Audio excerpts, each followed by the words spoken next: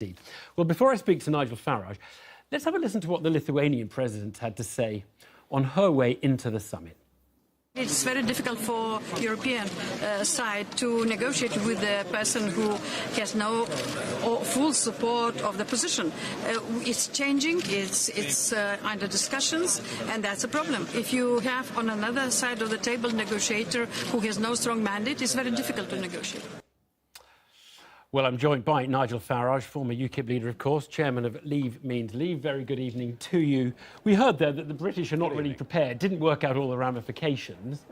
And she obviously has a point, because we really don't even know what we want yet as a nation. I mean, I know you know what you want, but as a nation we don't. And we're on the day we're meant to be agreeing a final deal. Well, I couldn't disagree more. The Prime Minister has a huge mandate. It was called a referendum, the greatest exercise in democracy ever in the history of our nation, won by a very good, strong, clear margin. And let's just remind people, every single major player on both the Leave and the Remain side said the consequence of a Leave vote would be we leave the European Union, the single market, and the customs union. It couldn't be clearer, and there was a transition period called Article 50 of 2 years through which all of this was to be sorted out. OK, so I understand where you're coming from with that, but people might have heard, and if they hadn't listened in the referendum campaign very carefully, and I know a lot of people didn't, they might have heard what you said about Norway and Switzerland before the referendum campaign, that they're rich, they're happy, they're self-governing. Aaron Banks, yes, your sidekick, said right. The Norway option looks best for the EU in 2015. People might have heard all of that and not paid very close attention to the nuances in the campaign about what the customs union policy or single market policy would be. Well, I tell you what voters did understand. That the referendum was about one thing, very clearly, whether we became an independent nation that left the European Union or not.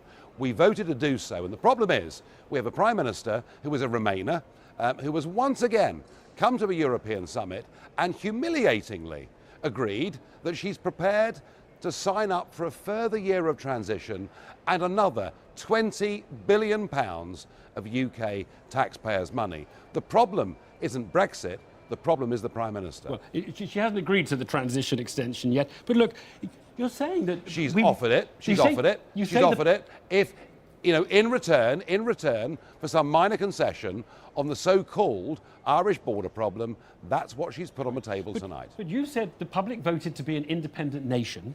In years before the referendum, you believed Norway and Switzerland were independent nations. So it's not No, I believe Norway. Now, hang on a second. You said they're rich, they're happy, they're self-governing. Catch their own fish. You said... Yes, of course they are. And they've got their own arrangements, but they are tiddly little countries who found their own relationship with the European Union. We are a country of 65 million plus people, the 5th or 6th biggest economy in the world, choosing whatever measure you want, and we voted to become independent. And this Prime Minister is doing her utmost by agreeing potentially to extend transition to make sure that this now rolls into the next general election so that we may never leave the European Union properly. This is a betrayal of Brexit, and it's about time the Tory party stood up and got rid of her. Yeah, but Chequers is much lighter involvement than Norway or Switzerland has. You've already said they're self-governing. Chequers involves no free movement, sorry, which Norway and Switzerland have. No, but you said you are missing the point entirely. You are missing the point entirely. Switzerland and Norway have sorted out their own arrangements. We need to sort out our own arrangement. Yeah, but the Prime Minister's trying to do in that referendum, and you're not supporting her. You're saying we in that referendum, because of what the Prime Minister said, David Cameron, and that leaflet that came through every single one of our doors in the land at a cost of £9 million to the taxpayer, that leaflet made it clear. If you vote to leave, you are leaving the customs union, you are leaving the single market, and if you choose to do this, we will implement your decision. This isn't about arguments on the economy, arguments on investment, arguments on trade.